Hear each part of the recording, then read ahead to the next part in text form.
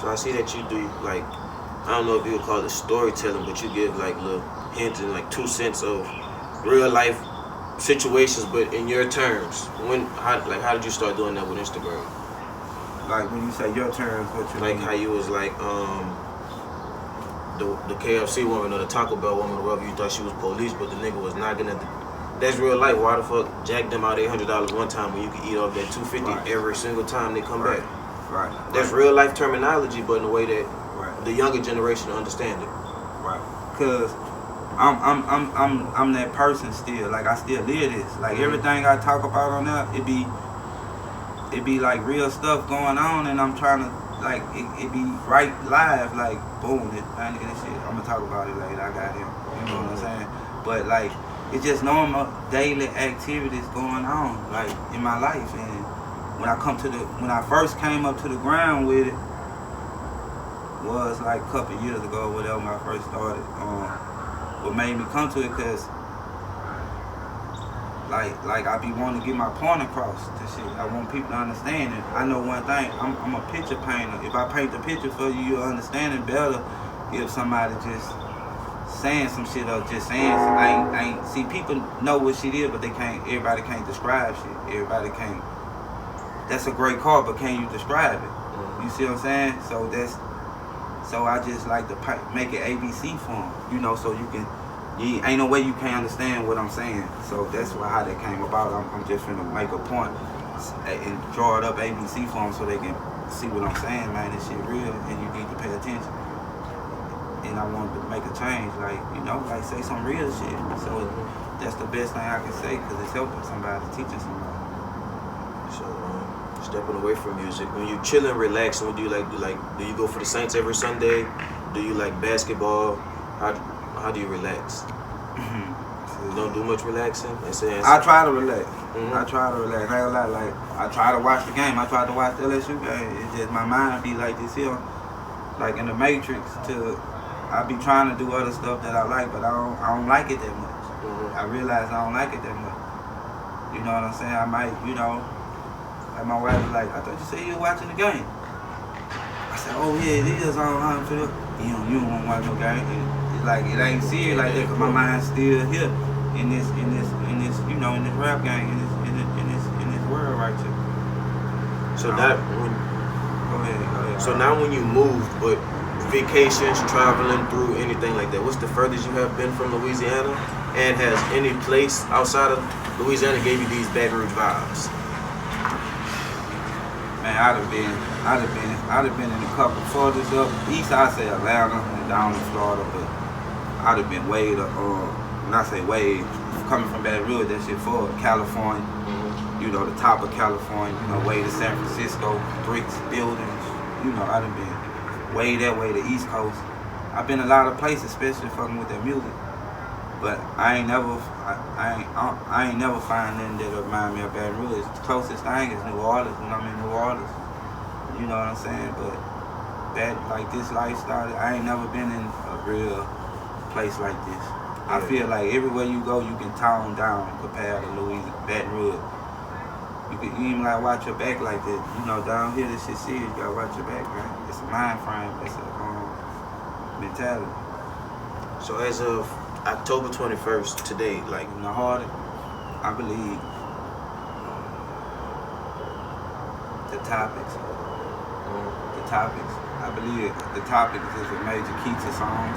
If you look at all the number one songs or songs, I promise you they talking about something. They talking about something that makes sense, and the verses go along with the hook. It go all make sense, one complete song. And I believe a lot of people lost out from that. They got other people, a lot of artists who can do this, who can do this, who can do this. Yeah. But that person over there talking about something, he at the top of the rap game. They at the top of the rap game. They ain't got no jewelry on. They ain't got no flashing, no money. You know what I'm saying? So, the art of it is the most influential. If you perfecting your art, I believe you're going to be the most influential. No matter how you whip up the recipe, as long as your art precise and original, that's what I believe, originality. Because they got a lot of people doing this, but if you look at the sales, you can't sell a CD. So you're not as powerful as the gram or as the fame make you look, because you can't sell a record. I was just for the speaker on that. Since we have Instagram now, it's way easier to go viral or get known for like beats, songs, lyrics, any of that. Coming up, I know a lot of people were selling CDs at the gas station, hardcovers and stuff like that. Do you think that if they had Instagram back then, the rap game would be way different than it is now? Because like more people would be, more certain people would be in it. I put like this, more talented people. It go bubble up the talent. Yeah, that's what I'm trying to say. It'll bubble up the talent. Without the ground, I'm gonna say back without the ground, where you had to be on TV to be seen. You know, the Motown days before the internet, you had to be making noise and people had to vouch for you. Your talent had to do it. So, I mean, not your talent like the people you know. You ain't even have to be that talent, but you plugged in with this person who gonna touch you and put you on, you automatically on. Take for example, see back then you had picks and choosers. See now everybody gets seen. Everybody have a chance to go platinum with on TV. Everybody got their own personal TV channel. So I was up on you to go bananas.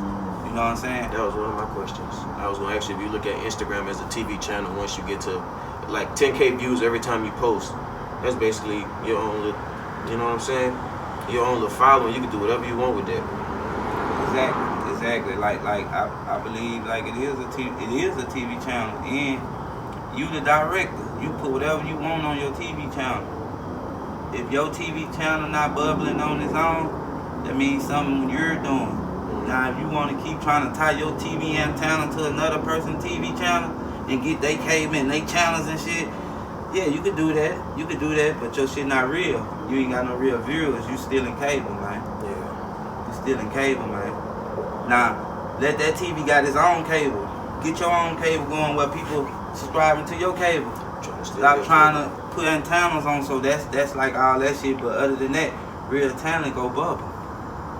So to upcoming artists who been in the game for less than a year, is there anything you could tell them from the time that you started that you feel like you could have did better from when you started? That any advice that you could pass down to the new people who just coming in the game? Anything you did that you feel like if you would have known that now, you could have did it better.